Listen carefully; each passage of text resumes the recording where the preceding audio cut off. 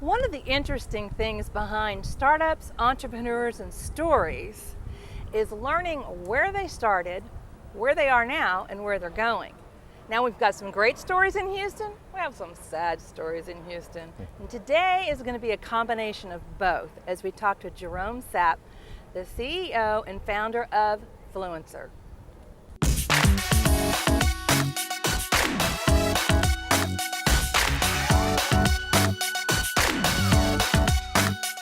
People love hearing the story and knowing what goes on behind the scenes when entrepreneurs take action. So give us an idea, what is that story for Gerome Sapp and where did it start?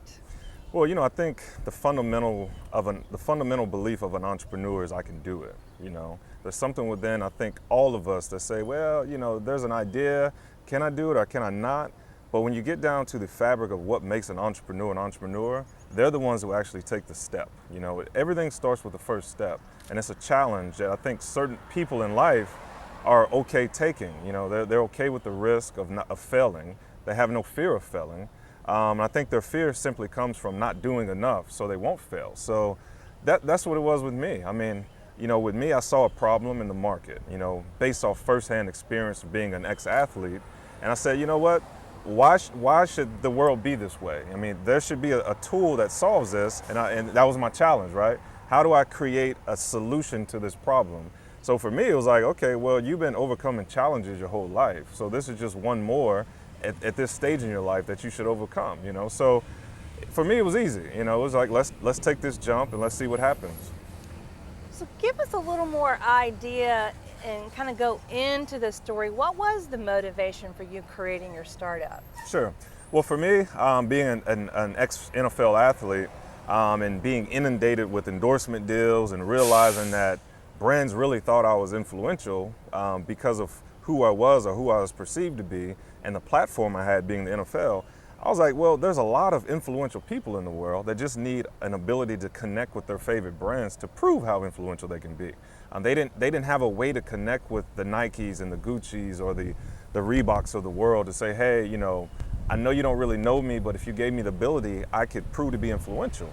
So for me, I thought it would be important and I thought it would be needed and I thought it would create a value to the market if you created a marketplace that allowed the average person to now have that access to brands just like celebrities and athletes had. So at that point, it was just a matter of how do I create this now? And that was a challenge in and of itself, but I overcame that challenge and now I have Fluencer.com.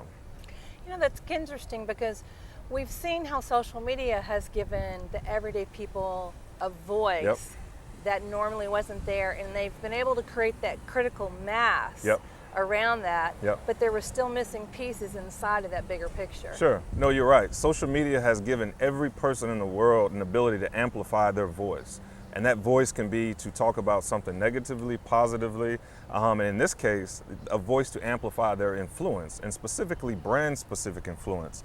And you're right, there was a chasm between, okay, I'm talking about this brand, and hey, brand, do you hear me talking about you? Can you recognize me and reward me for doing something that I love, for representing myself, which is in turn representing you? So essentially, I filled that chasm. And essentially, Fluencer acts as kind of an agency that facilitates those relationships now. We bridge the gap now. So if you like something and you're talking about it and you're genuine about it, why not connect you with the brand or the initiative that you're genuinely talking about and allow you to now say, hey, I like you, and I'm showing you, and I can prove to you that I can be influential to you, and we bridge that gap.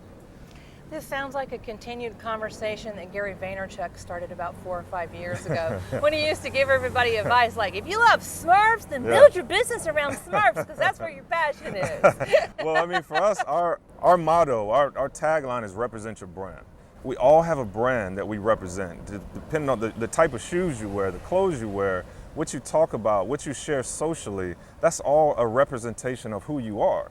And it's kind of a double entendre. By representing who you are and representing what you like, you're ultimately representing who you are. If you like Nike and you wear Nike, that's ultimately who you are. You're a Nike guy, Not necessarily so literal, but we give you the ability to say, hey, listen, I like this brand, I like this initiative. It could be a charitable initiative. Now I'm able to represent this initiative, which ultimately is representing who I am and what I believe in, and now I'm getting recognized for it properly and genuinely and candidly and rewarded for it as well.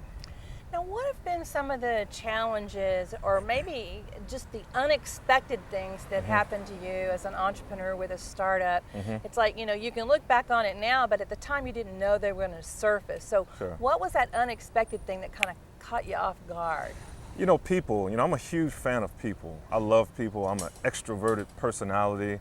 But the more you get into being an entrepreneur, the more you realize that every person is not, and how can I put this?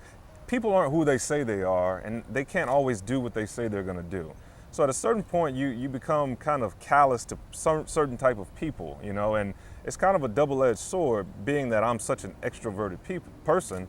But one of the challenges is just getting around the stuff that's not real. When you go out and you need help, or you're seeking to partner with someone, and they tell you one thing, but they do another thing, it's like, well, why couldn't you just do what you said you were going to do? And the other thing is just the challenge of being an entrepreneur. I mean, it's late hours, and you wake up in the middle of the night with an idea, you write it down, you call your founder, your co-founder.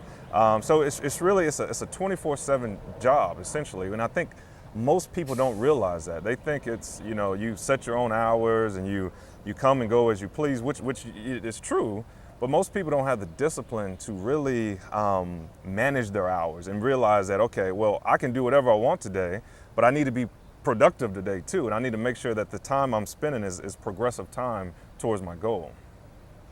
Very good points.